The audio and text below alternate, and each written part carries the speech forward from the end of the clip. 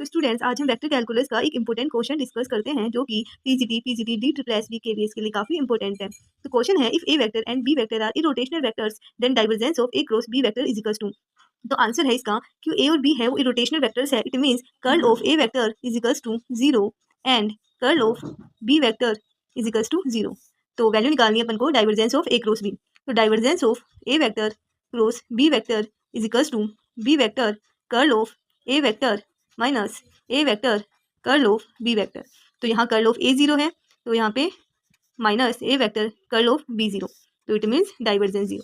तो divergence of A cross B equals to 0 at A vector cross B vector is solenoidal vector. मतलब A vector cross जो B vector है वो परिनालिकीय सदिश है। तो यहाँ जो कॉन्सेप्ट है वो यही है कि a vector and B vector the irrotational vector है, मतलब घूर्णी सदिश है तो उनका कर्ल 0 होता है, और ए वेक्टर और बी वेक्टर दी सोलेनोइडल वेक्टर है मतलब परिनालिकीय सदिश है तो उनका डाइवर्जेंस 0 होता है।